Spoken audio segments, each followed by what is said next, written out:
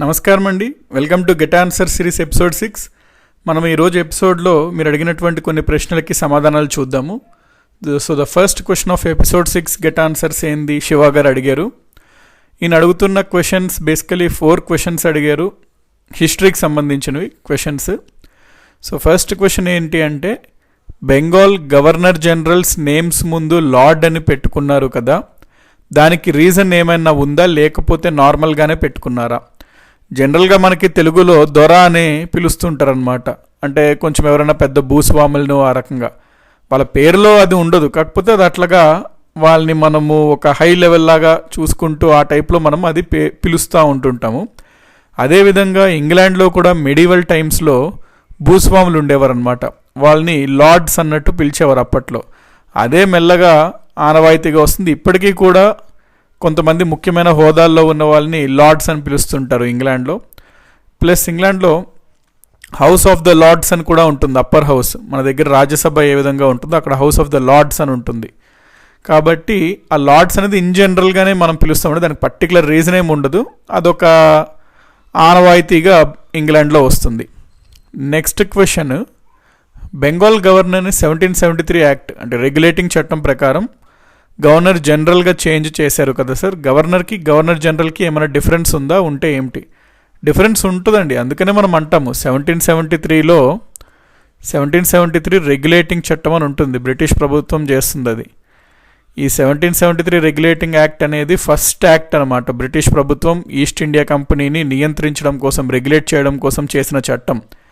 అప్పటి వరకు 3 ప్రెసిడెన్సీస్ ఉంటాయి ఇంగ్లీష్ వాళ్ళకి. ఒకటి బెంగాల్, 2 మెడ్రాస్, 3 బాంబే. ఈ 3 ప్రెసిడెన్సీస్కి 3 గవర్నర్లు ఉండేవారు అనమాట.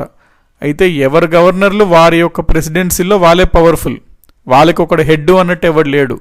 కాకపోతే ఈ చట్టం ప్రకారం ఏంటంటే సెంట్రలైజేషన్, కేంద్రీకృతం స్టార్ట్ అయింది. ఏం చేశారు ఈ 1773 రెగ్యులేటింగ్ చట్టం ప్రకారం? ఈ బెంగాల్ గవర్నర్ ఎవరైతే ఉంటాడో ఆయనే గవర్నర్ జనరల్గా చేయబడింది.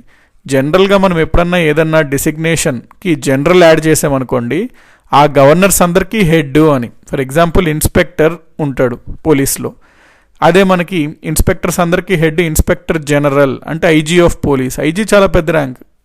ఆ విధంగా మనకి జనరల్ అని యాడ్ చేస్తే కొంచెం పెద్ద ర్యాంక్ అనమాట. సో గవర్నర్ జనరల్ అంటే అందరు గవర్నర్స్కి హెడ్ ఆయన. డైరెక్టర్ జనరల్ అంటాం, అంటే ఆల్ డైరెక్టర్స్కి హెడ్ ఆయన director general. So governor general of బెంగాల్గా చేయడం జరిగింది చట్టం ప్రకారం. గవర్నర్ జనరల్ అంటే ఏంది? Governor of Bombay, governor of Madras, వీళ్ళిద్దరూ ఈయన కింద సబార్డినేట్గా ఉంటారు. అన్ని 3 ప్రెసిడెన్సీస్కి ఆయన హెడ్ అని అర్థం వస్తుందన్నమాట. అది ఆన్సర్ మీ సెకండ్ క్వశ్చన్కి. థర్డ్ క్వశ్చన్, సార్ పోర్చుగీస్ వారు గోవాని 1510 ADలో కదా ఆక్రమించింది, మరి ఆఫ్టర్ 1530 ADలో వాళ్ళు ఫస్ట్ సెటిల్మెంట్ గోవా అన్నారు. లేదండి, యాక్చువల్గా మనం ఏమని చూస్తామంటే పాయింట్, మీరు అడిగిన థర్డ్ క్వశ్చన్కి ఆన్సర్ ఏంటంటే 1510లో పోర్చుగీస్ గవర్నర్ అయినటువంటి ఆల్ఫోన్సో డి ఆల్బుకర్క్ అని ఒక ఆయన ఉంటాడు. అయితే ఈయన 1510 ADలోనే గోవాని ఆక్రమించుకోవడం జరుగుతుంది. యాక్చువల్గా పోర్చుగల్ రాజు నుంచి ఈ పోర్చుగీస్ గవర్నర్ ఇన్ ఇండియా ఆల్బుకర్కి కొంచెం ఆదేశాలు వస్తాయి, అంటే కొన్ని ప్రాంతాలను భారతదేశంలో స్వాధీనం చేసుకో అని చెప్పి. ఆ వచ్చిన ఆదేశంలో గోవా లేదు, అయినప్పటికీ కూడా ఇతను పర్సనల్గా గోవాని 1510లో ఆక్రమించుకోవడం జరిగింది. అయితే 1530లో ఏమవుతుంది, ఇండియాలో పోర్చుగీస్ వాళ్ళకి క్యాపిటల్ ఉంటుంది కదా, దాన్ని వాళ్ళు కొచ్చిన్ నుంచి గోవాకి మారుస్తారు 1530లో. సో 1530లో వాళ్ళు they shifted the capital to Goa. వాళ్ళు క్యాప్చర్ గోవా ఎప్పుడు చేశారంటే 1510. ఇది 1530 క్యాపిటల్ షిఫ్ట్ చేసింది ఎవరు? గవర్నర్ జనరల్ అంటే పోర్చుగీస్ గవర్నర్ అంటే నినోడి కన్హా. ఆక్రమించిన పోర్చుగీస్ గవర్నర్ ఎవరు అంటే ఆల్బుకర్క్. అదనమాట పాయింట్స్. నెక్స్ట్ మీరు అడిగిన ఫోర్త్ క్వశ్చన్ ఏంటంటే, వాస్కోడి గామా కొచ్చిన్లో మలేరియాతో చనిపోతే ఆయన సమాధి గోవా అని ఉంది సార్, బుక్స్లో గోవా అని ఉంది. గోవా అని ఉంది, ఏంటి ఆన్సర్?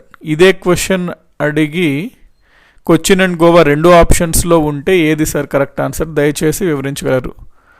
ఓకే, సో మీరు అంటుంది ఏంటంటే మనం కొచ్చిన్ అని చూసాము, కానీ కొన్ని బుక్స్లో గోవా అని ఉంది, ఆయన యొక్క సమాధి ఏంటి కరెక్ట్ అన్నట్టు అడుగుతున్నారు అనుకుంటున్నాం. సో మీరు అడిగిన ఫోర్త్ క్వశ్చన్కి ఆన్సర్ ఏంటంటే, వాస్కోడి గామా కొచ్చిన్లో చనిపోవడం జరిగింది, ఆయన యొక్క సమాధి కొచ్చిన్లోనే ఉందండి. ఆ కొచ్చిన్నే మనం ప్రస్తుతం కొచ్చి అంటున్నాము, ఏదన్నా ఒకటే. సో ఆయన యొక్క సమాధి నో డౌట్ కొచ్చిన్లోనే ఉంది. గోవాకి ఆయన సమాధికి సంబంధం లేదు. కాకపోతే గోవాలో ఒక సిటీ పేరు ఉంటుంది అనమాట మనకి, వాస్కోడిగామా. అంతేగాని ఆయన ఒక సమాధి కాదు. ఇంకోటి ఏంటంటే వాస్కోడిగామా యొక్క సమాధి కొచ్చిలో పెట్టారు, కానీ 14 రోజులు అంటే కొన్ని సంవత్సరాల తర్వాత ఏం చేశారంటే ఆయన యొక్క కొన్ని అస్థికల్ని తీసుకెళ్ళి పోర్చుగీస్కి మరి ఎంతో ఆయన సేవలు అందించాడు కదా, అందుకని పోర్చుగల్లో ఉన్నటువంటి లిబ్సన్ అనే నగరంలో ఆయన సమాధి, అక్కడ కూడా ఒక సమాధి లాంటిది ఏర్పాటు చేశారనమాట. అంతేగాని మనకి గోవాకి సంబంధం లేదు.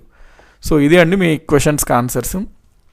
సెకండ్ క్వశ్చన్, ఫ్లై గీజర్ గురించి చెప్పండి సార్ ఒకసారి అన్నట్టు ప్రభావతి గారు అడుగుతున్నారు. సో ఇక్కడ మీరు చూస్తున్న ఇమేజ్ ఫ్లై గీజర్ ఇమేజ్ అండి. ఆల్రెడీ మనము జాగ్రఫీలో గీజర్స్ గురించి చూసాం కదా. సో గీజర్స్ అంటే ఏమనుకున్నాము, కొన్ని ప్రాంతాల్లో మనకి కొంచెం హాట్ వాటర్ అనేది బయటికి తుల్లుతూ ఉంటుంది, దాన్నే గీజర్స్ అంటాము అన్నాము.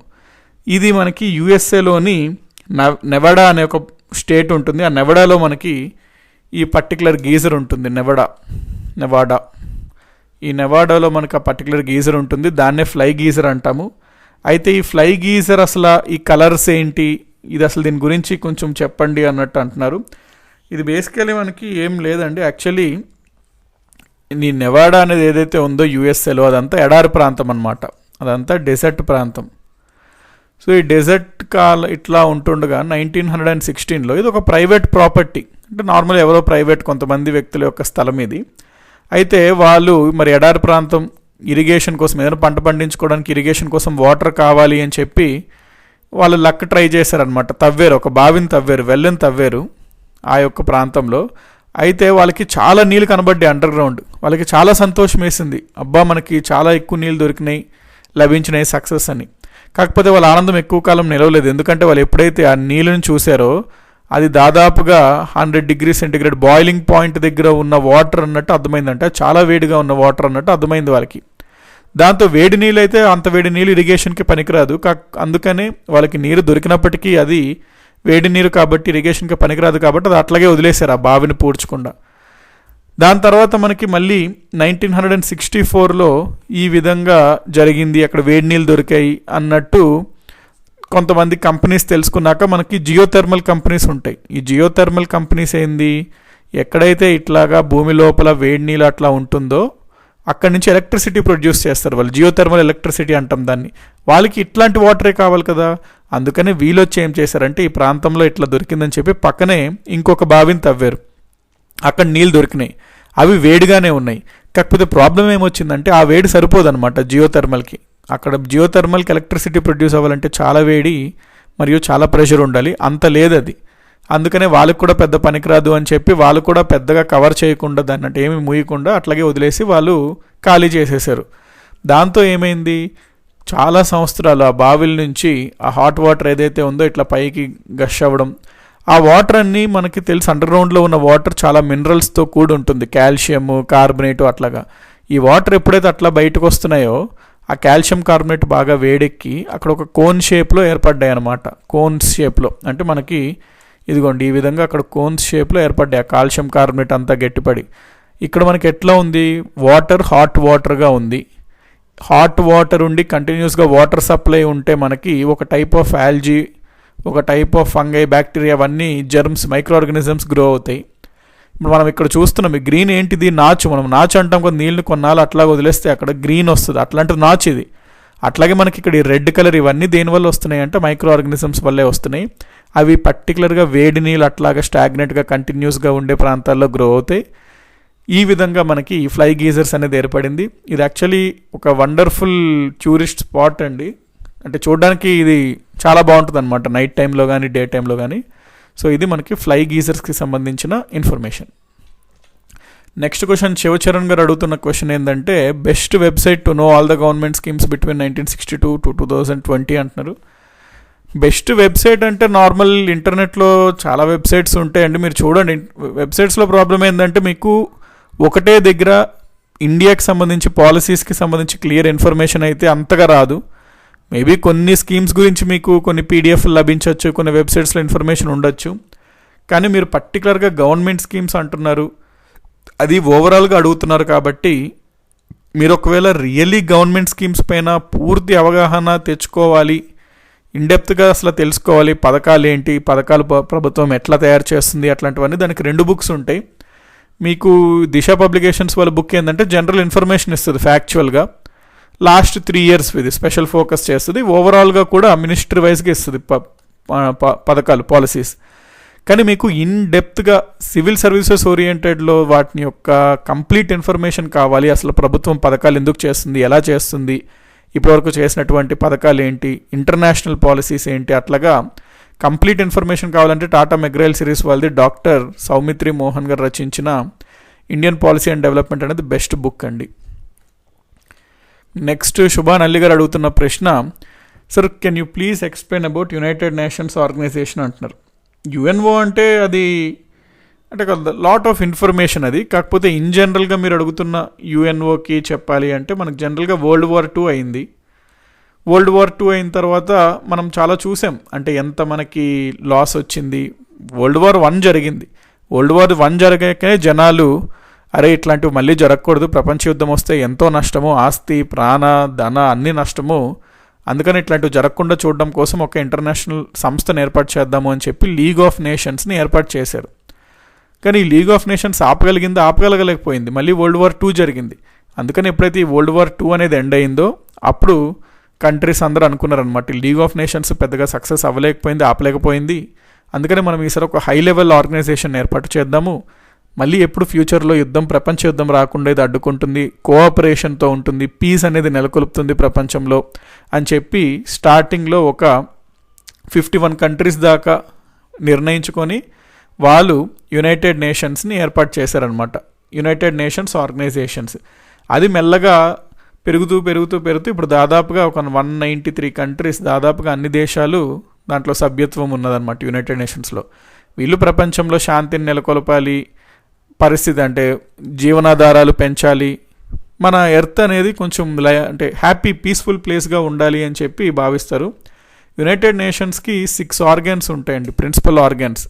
అంటే యుఎన్ఓ కింద మనకి 6 సంస్థలు పనిచేస్తుంటాయి అనమాట, ఆర్గాన్స్ అంటే యుఎన్ఓలో భాగాలు అవి. ఒకటేంది UN general assembly, next UN యొక్క secretariat, next international court of justice, అదేవిధంగా మనకి యుఎన్ఓ కదా యుఎన్ సెక్యూరిటీ కౌన్సిల్ అని ఉంటుంది, UN security council, UN economic and social council అని ఉంటుంది, యుఎన్ ట్రస్టీషిప్ కౌన్సిల్ అని ఉంటుంది. ఈ 6గురిలో ఈ 5గురు యొక్క హెడ్ క్వార్టర్స్ మనకి న్యూయార్కేనండి. ఈ హేగ్ ఏదైతే ఉంది, ఈ ఇంటర్నేషనల్ కోర్ట్ ఆఫ్ జస్టిస్ ఏదైతే ఉందో దీని ఒక్కదానిదే హెడ్ క్వార్టర్స్ మాత్రం నెదర్లాండ్స్లో ఉన్నటువంటి హేగ్ అనమాట, మిగతా అన్ని యొక్క హెడ్ క్వార్టర్స్ ఈ న్యూయార్కే. అయితే యుఎన్ఓ కింద ఇంకొన్ని స్పెషల్ ఆర్గనైజేషన్స్ కూడా పనిచేస్తాయి. United Nations children's fund, UNICEF ఒకటి ఉంటుంది, యూనిసెఫ్. అదేవిధంగా మనకి వరల్డ్ హెల్త్ ఆర్గనైజేషన్స్ యుఎన్ఓ కిందే పనిచేస్తుంది. ఇవన్నీ యుఎన్ఓ కిందే ఒక స్పెషలైజ్డ్ ఏజెన్సీస్గా పనిచేస్తాయి. ఫుడ్ అండ్ అగ్రికల్చర్ ఆర్గనైజేషన్స్ ఉంటుంది, United Nations education scientific cultural organisation ఉంటుంది, యునెస్కో, ఇంటర్నేషనల్ లేబర్ ఆర్గనైజేషన్ ఉంటుంది, ఇంటర్నేషనల్ మానిటరీ ఫండ్ ఉంటుంది, యునైటెడ్ నేషన్స్ ఎన్విరాన్మెంట్ ప్రోగ్రామ్ ఉంటుంది, యునైటెడ్ నేషన్స్ డెవలప్మెంట్ ప్రోగ్రామ్ ఉంటుంది. ఇవన్నీ యుఎన్ఓ కింద పనిచేసే అంతర్జాతీయ సంస్థలు అన్నమాట. నెక్స్ట్ 5th క్వశ్చన్ అడుగుతుంది ఏంటి అంటే, sir please explain what are footloose industries. Footloose industries అనేది మనకి ఎకానమీలో ఒక టర్మ్ అండి. మనము పరిశ్రమలు, రకరకాల పరిశ్రమలు ఉంటాయి, అయితే అందులో ఇది ఒక టైప్ అనమాట. జనరల్గా మనం ఏమంటాము, ఏదన్నా ఒక పరిశ్రమ ఇండస్ట్రీ ఎక్కడన్నా ఏర్పాటు చేయాలి అంటే ప్రధానంగా అక్కడ మనకి చూసుకోవాల్సింది ఏంటంటే ల్యాండ్, లేబర్, క్యాపిటల్, ఆర్గనైజేషన్ ఇవన్నీ అవైలబుల్గా ఉండాలి. అంటే మనం ఏర్పాటు చేసే దగ్గర లేబర్ బాగుండాలి, క్యాపిటల్ ఉండాలి, ల్యాండ్ ఉండాలి, అన్నిటికన్నా ముఖ్యంగా రా మెటీరియల్స్ ఎక్కడైతే ముడి పదార్థాలు దొరికితే ఆ దగ్గరలో మనము ఆ ఇండస్ట్రీని పెట్టుకోవాల్సిన అవసరం ఉంటుంది. అంటే ఇప్పుడు ఎక్కడ పడితే అక్కడ పెట్టలేమండి. ఇప్పుడు సడన్గా తీసుకొచ్చి ఐరన్ అండ్ స్టీల్ ఫ్యాక్టరీ మన ఇంటి పక్కలోనే ఎక్కడ కావాలంటే అక్కడ మనం పెట్టుకోవడానికి ఛాన్స్ ఉండదు. ఐరన్ అండ్ స్టీల్ ఫ్యాక్టరీ మనం పెట్టాలంటే ఖచ్చితంగా ఎక్కడైతే ఈ ఐరన్ ఓర్ అవి దొరుకుతుంటాయో దాని పక్కనే మనం పెట్టగలుగుతాం. వాటర్ అవైలబిలిటీ కూడా ఎక్కువ ఉన్న దగ్గరే పెట్టగలుగుతాం.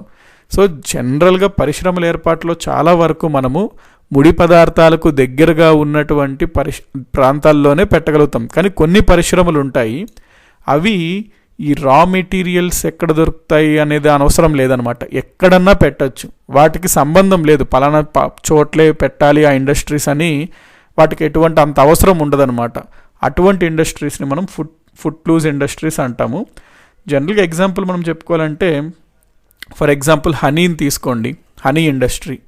ఇప్పుడు ఇది ఎక్కడో అడవిల్లో దొరుకుతుంది అనుకోండి, ఈ అడవి దగ్గర ఇండస్ట్రీ మనం పెట్టి, ఇప్పుడు ఎక్కడ మార్కెట్ మనకి ఇక్కడ ఉంటుంది, సిటీస్లో మార్కెట్ ఉంటుంది, అడవి దగ్గర మనం ఫ్యాక్టరీ పెట్టుకున్నాం అనుకోండి, అడవి నుంచి హనీ వీళ్ళు కలెక్ట్ చేస్తారు, అక్కడ ప్రాసెసింగ్ చేస్తారు, ట్రాన్స్పోర్టేషన్ చేస్తారు, ఇక్కడ అమ్ముతారు. ఇదే ఫ్యాక్టరీ మనకి అక్కడ కాకుండా ఇక్కడున్న ఏమవుతుంది, ఆ హనీనే తీసుకొచ్చి ఇక్కడి నుంచి ఇక్కడికి ట్రాన్స్పోర్టేషన్ చేస్తారు, ఇక్కడ తయారు చేస్తారు, ఇక్కడ అమ్ముతారు. అయితే ఈ హనీ మనకి ట్రాన్స్పోర్టేషన్లో ఎటువంటి లాస్ అవ్వదు, ప్లస్ హనీ యొక్క క్వాలిటీ కూడా కొంత టైం అయినా ఏమీ తగ్గదు, కాబట్టి ప్రాబ్లం ఉండదన్నమాట. సో ఏమేమి వస్తువుల తయారీలో ట్రాన్స్పోర్టేషన్లో ఏమీ లాస్ ఉండదు, కొంచెం కాలం లేట్ అయినా వాటికి ఎటువంటి లాస్. ఇప్పుడు కూరగాయలు ఉన్నాయనుకోండి, పాడైపోతాయి ఎక్కువ టైం మనం ఇట్లా చేస్తే, అట్లా హనీకి అట్లా ఏమి ఉండదు కదా, ఎంతకాలం అన్నా అవి ఓకే. షుగర్ ఇండస్ట్రీ అట్లా అన్నా కొంచెం అంత ఓకే. కాబట్టి ఇటువంటి ఇండస్ట్రీస్ని మనం ఫుట్ లూజ్ ఇండస్ట్రీస్ అంటాం అన్నమాట. నెక్స్ట్ వేదగారు అడుగుతున్న ప్రశ్న, please suggest few freedom movement movies sir అన్నట్టు అంటున్నారు. చాలా ఉంటాయండి. ద బెస్ట్ మూవీ ఏంటంటే అల్టిమేట్ మూవీ రిచర్డ్ అటన్బ్రో నటించిన గాంధీ 82 అనుకుంటా. దాని తర్వాత బోస్ ద ఫర్గాటన్ హీరో అని ఉంటుంది. సూర్యాసేన్ది ఒక మూవీ ఉంటుంది, సూర్యాసేన్ చిటగాంగ్ ఆర్మరీ అది ఉంటుంది సినిమా, చిటగాంగ్ అని ఉంటుంది సినిమా, మనోజ్ బాజ్పేయి చేస్తాడు. అదేవిధంగా మనకి డాక్టర్ అంబేద్కర్ గారి మీద ఒక మూవీ ఉంటుంది, బాగుంటుంది అది కూడా. నెక్స్ట్ మనకి అల్లూరి సీతారామరాజు చూడొచ్చు తెలుగులో అన్నట్లయితే. నెక్స్ట్ ఇంకా మనకి ఫ్రీడమ్ మూవ్మెంట్కి సంబంధించిన మూవీస్ అంటే భగత్ సింగ్ చూడొచ్చు, భగత్ సింగ్ మంచి మూవీనే. ఉర్దైన్ సినిమాస్ డాక్యుమెంటరీస్ చూడండి, ఎందుకంటే సినిమాలో అవసరం లేని మసాలాలు కొంచెం ఉంటుంటుంది. అదే డాక్యుమెంటరీస్ అయితే కంప్లీట్లీ ఆ స్టోరీకి రిలేటెడ్ ఆథెంటిక్ వెర్షన్స్ ఇస్తుంటారు.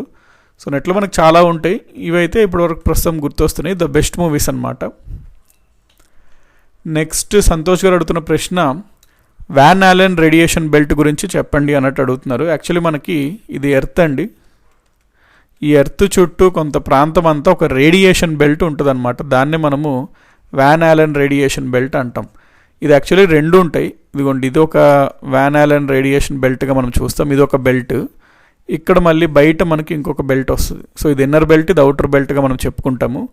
బేసికలీ ఏంటంటే ఇక్కడ మనకి సన్ ఉంటుంది, ఈ సన్ నుంచి సోలార్ పార్టికల్స్ వస్తాయి అన్నమాట, ఈ సోలార్ పార్టికల్స్ వస్తాయి సన్ నుంచి. ఈ ఎర్త్ ఉంటుంది, ఇక్కడ ఎర్త్కి మ్యాగ్నెటిక్ ఫీల్డ్ ఉంటుంది, ఈ సోలార్ పార్టికల్స్ వచ్చి మ్యాగ్నెటిక్ ఫీల్డ్ రెండింటి యొక్క ఇన్ఫ్లుయెన్స్ వల్ల అక్కడ ఒక రేడియేషన్ బెల్ట్ ఏర్పడుతుంది, దాన్నే మనము వ్యాన్ ఆలెన్ రేడియేషన్ బెల్ట్ అంటామండి. సో ఇది ఏంటంటే ఒక మ్యాగ్నెటిక్ ఫీల్డ్ ఇక్కడ మరియు ఈ సోలార్ పార్టికల్స్ రెండింటి యొక్క ఇన్ఫ్లుయెన్స్ వల్ల ఇది మొత్తం ఒక ఎలక్ట్రోమాగ్నెటిక్ రేడియేషన్ ఫీల్డ్ లాగా ఈ ఎర్త్ చుట్టూ ఒక ఏర్పడుతుంది అనమాట రీజన్. అది వ్యాన్ ఆలెన్ కనుక్కున్నాడు కాబట్టి మొదట్లో దాన్ని వ్యాన్ ఆలెన్ రేడియేషన్ బెల్ట్ అని అంటాం. నెక్స్ట్ కిషోర్ కుమార్ గారు అడుగుతున్న క్వశ్చన్ ఏంటంటే, ఇటువంటి క్వశ్చన్స్ ఇచ్చి ఇట్లాంటి క్వశ్చన్స్కి షార్ట్ కట్ ఏమన్నా ఉంటుందా సార్ అన్నట్టు అడుగుతున్నారు. ఇవన్నీ ప్యూర్ మ్యాథ్స్ అండ్ మ్యాథ్స్కి షార్ట్ కట్స్ కోసం ఎప్పుడు చూడకండి, కాన్సెప్ట్ తెలుసుకోవాలి. బేసికలీ ఇట్లాంటి క్వశ్చన్స్కి ఏంది సింప్లిఫికేషన్ క్వశ్చన్స్. ఇది ఎప్పుడన్నా సింప్లిఫికేషన్స్కి మనకున్న రూల్ ఏంటి, బాడ్ మాస్ అనే రూల్ వాడతాం మనం. BODMAS brackets of, D అంటే డివిజను, ఎం అంటే మల్టిప్లికేషన్, ఏ అంటే ఎడిషన్, ఎస్ అంటే సబ్ట్రాక్షన్, ఎడిషన్. కాబట్టి మనం ఎప్పుడన్నా ఈ ఆర్డర్లో క్యాలిక్యులేట్ చేయాలి అది. సో ఫస్ట్ డివిజన్ చేయాలి, దాని తర్వాత మల్టిప్లికేషన్ చేయాలి, దాని తర్వాత ఎడిషన్ చేయాలి, దాని తర్వాత సబ్ట్రాక్షన్ చేయాలి. ఇప్పుడు మీరు ఇచ్చిన ప్రశ్నలో ఫస్ట్ మనకి ఏముంది, బ్రాకెట్స్ లేదు, ఆఫ్ కూడా లేదు, కాబట్టి డివిజన్ ఉంది. ఫస్ట్ మీరు చేయాల్సింది ఏంది, ఇక్కడ డివిజన్ చేయాలంటే 87/13 చేయాలి, అదేవిధంగా 12/5 చేయాలి. అంటే మేబీ ఇది డైరెక్ట్గా మనకి క్యాన్సిల్ అయ్యేలాగుంటే ఇంకొంచెం ఈజీ ఉండేది, బట్ ప్రాసెస్ అయితే ఇది డివిజన్ చేస్తారు. ఇప్పుడు 87/13 సింప్లిఫికేషన్ బెటర్కి ఇది 91 తీసుకున్నారనుకోండి, 13 7s are 91 క్యాన్సిల్ అవుతుంది. సో ఒకవేళ ఇది 91 అంటే 13 7s are ఇది 7 అవుతుంది. 7 - 48, ఇక్కడ మళ్ళీ 48/12 ఇది కూడా మీరు చేయాలి. ఫర్ ఎగ్జాంపుల్ ఇది 44 అనుకుంటే ఇది 4 అవుతుంది. 12/5 అంటే సింపుల్ మనం క్యాలిక్యులేషన్ చేసుకోవాలి. ఫస్ట్ డివిజన్ చేసుకోవాలి. ఆ డివిజన్ అయిన తర్వాత నెక్స్ట్ మల్టిప్లికేషన్ ఉంటే అది చేయాలి. దాని తర్వాత ఎడిషన్ ఉంటే ఎడిషన్ చేయాలి. లాస్ట్కి సబ్ట్రాక్షన్ చేయాలన్నమాట. సో ఫస్ట్ మీరు ఇందులో ఏం చేయాలి, 87/13 చేయాలి. ఆ వచ్చిన దానికి మైనస్ చేసి 48/11 ఇది చేయాలి, ప్లస్ 12/5 చేయాలి. ఈ వచ్చింది మైనస్ ఇది ప్లస్ ఇది. ఇప్పుడు నెక్స్ట్ మనకి ఏముంది, మైనస్ ప్లస్. అందులో ఎడిషన్ ఫస్ట్ చేయాలంటే ఈ రెండు ఫస్ట్ చేయాలి. అప్పుడు ఇది మైనస్ సంథింగ్ వస్తుంది. దాని తర్వాత లాస్ట్కి సబ్ట్రాక్షన్. సో ఇది మైనస్ ఇది. ఆన్సర్ ఎంత అయితే అదంతనమాట. నెక్స్ట్ కొప్పలరాజు గారు అడిగిన ప్రశ్న, సార్ నైష్పత్తిక ప్రాతినిధ్య విధానం అంటే ఏమిటి? మనకి దీన్ని ప్రపోర్షనల్ రిప్రజెంటేషన్ సిస్టమ్ అంటామండి. ఇది మనం క్లియర్గా దీని గురించి ప్రెసిడెంట్ అనే టాపిక్లో చూసాము. సో ఒకసారి ఎలక్షన్ ఆఫ్ ప్రెసిడెంట్ టాపిక్ చూడండి. ఎలక్షన్ ఆఫ్ ప్రెసిడెంట్ టాపిక్లో మనం అక్కడ దీని గురించి క్లియర్గా ఎగ్జాంపుల్తో పాటు చూసుకున్నాం. ఎందుకంటే దాదాపుగా మనం ఒక 1 అవర్ చూసామన్నమాట ఈ పర్టికులర్ టాపిక్ పైన. ఇది సింపుల్గా చెప్పాలంటే ఇప్పుడు మనకి ఏంటి, ఒక నలుగురు పోటీ చేస్తారు. ఆ నలుగురులో ఎవరికైతే ఎక్కువ ఓట్లు వస్తే వాళ్ళని విజేతగా మనం ప్రకటిస్తాం. అట్లా కాకుండా ఈ ప్రపోర్షనల్ రిప్రజెంటేషన్ సిస్టమ్ అంటే ఏంటంటే, ఫర్ ఎగ్జాంపుల్ ఒక పదవికి నలుగురు కనుక పోటీ చేస్తే అందులో ప్రిఫరెన్సెస్ ఉంటాయి. ఇప్పుడు ఓటు వేసిన అతను ఏం చేయాలి, 4 ఆప్షన్స్ ఉన్నారు కదా, నలుగురు ఉన్నారు కదా, ఆప్షన్స్ ఉంటాయి అనమాట. ప్రిఫరెన్సెస్, నా ఫస్ట్ ప్రిఫరెన్స్ ఇతనికి, నా రెండో ప్రిఫరెన్స్ ఇతనికి, మూడో ప్రిఫరెన్స్ ఇతనికి, నాలుగోది ఇట్లా. అట్లా ప్రతి ఒక్కరు ఓటింగ్లో పాల్గొనే వాళ్ళు ఇట్లాగా ప్రిఫరెన్స్లు ఇస్తారు. ఫస్ట్ ప్రిఫరెన్స్లు ఇచ్చిన ఓట్లు లెక్క పెడతారు. అందులో మనకి మెజారిటీ వస్తే ఓకే అతనే గెలిచినట్టు, మ్యాజిక్ ఫిగర్ దాటితే. లేకపోతే ఈ లాస్ట్ ప్రిఫరెన్స్ వచ్చిన ఓట్లని తీసేసి వాళ్ళకి వచ్చిన ఫస్ట్ ఎవరైతే ఉంటే అట్లా చూస్తారు. అంటే ఇది ఒక పెద్ద ప్రాసెస్ ఉంటుందండి. అందుకనే క్లియర్గా దీనికి ఒక 1 అవర్ పడుతుంది మనకి. ఈ హోల్ ప్రాసెస్ మనము ఇండియన్ పాలిటీ క్లాసెస్ చూసాం కదా, లైవ్ క్లాసెస్లో. అందులో ప్రెసిడెంట్ ఎలక్షన్స్ టాపిక్ చూడండి, అందులో మనం క్లియర్గా చూసాము. సో నైష్పత్తిక ప్రాతినిధ్య విధానం అంటే ప్రపోర్షనల్ రిప్రజెంటేషన్ సిస్టమ్ అంటాం అన్నమాట. ఇందులో బేసికలీ ప్రిఫరెన్స్ ఆఫ్ ఓటింగ్ ఉంటాయి. నెక్స్ట్ 10th క్వశ్చన్ వెంకటరమణ గారు అడిగారు, వెంకటరమణమ్మ గారు. సార్ ఇండియా ఫస్ట్ వైస్రాయ్ మీరు లార్డ్ క్యానింగ్ అని చెప్పారు. అడ్డా 247 యాప్లో లార్డ్ కర్జన్ ఉంది, ప్లీజ్ ఎక్స్ప్లెయిన్ సార్ అంటున్నారు. ఓకే, ఇప్పుడు మనకి 1857లో రివోల్ట్ జరిగింది.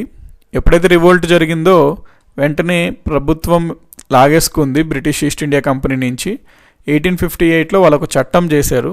ఆ చట్టం ప్రకారం ఏమన్నారు అంటే, అప్పటి వరకు గవర్నర్ జనరల్గా ఎవరైతే ఉన్నాడో, గవర్నర్ జనరల్ ఆఫ్ ఇండియానే, అతను ఇప్పటి నుంచి governor general of India cum వైస్రాయ్గా చేయడం జరిగింది. సో అప్పటి వరకు గవర్నర్ జనరల్గా ఉన్న వ్యక్తి ఎవరు, లార్డ్ కర్జన్. ఈ లార్డ్ క్యానింగ్, అప్పటి వరకు లార్డ్ క్యానింగ్ ఉన్నాడు అనమాట. 1857 రివోల్ట్. ఈ లార్డ్ క్యానింగ్నే బ్రిటిష్ ప్రభుత్వం ఏం చేసింది, ఈ లార్డ్ క్యానింగ్నే వైస్రాయ్గా చేసింది. కాబట్టి మనం ఏమని చెప్తాము, ఫస్ట్ వైస్రాయ్ ఎవరు అంటే ఆబ్వియస్లీ లార్డ్ క్యానింగ్ అనే మనం చెప్పాల్సి ఉంటుందండి.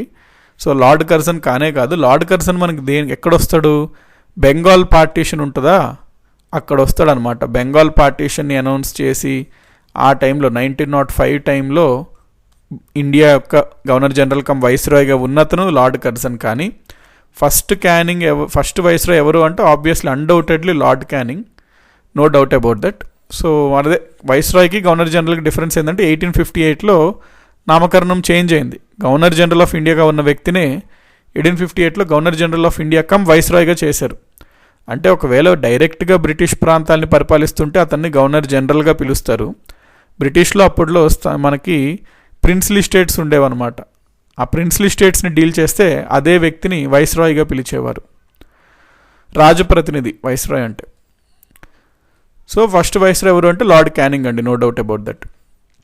కాబట్టి ఇవ్వండి ఈరోజు మనము గెట్ ఆన్సర్ సిరీస్లో చూసినటువంటి 10 క్వశ్చన్స్కి ఆన్సర్స్. మళ్ళీ మనము నెక్స్ట్ ఎపిసోడ్ 7 ఆఫ్ గెట్ ఆన్సర్స్లో ఇంకొక కొన్ని క్వశ్చన్స్కి మనము ఆన్సర్స్ అనేది చూసుకుందాము. సో మీకు జనరల్గా సబ్జెక్ట్కి సంబంధించిన ఏమైనా డౌట్స్ ఉంటే కింద కమెంట్స్లో పెట్టండి. అది మళ్ళీ మనము నెక్స్ట్ ఎపిసోడ్ 7లో వాటి గురించి కొన్నిటికి ఆన్సర్స్ చూసుకుందాం. అంటిల్ దెన్ థ్యాంక్ యూ అండి each one of you. Take care.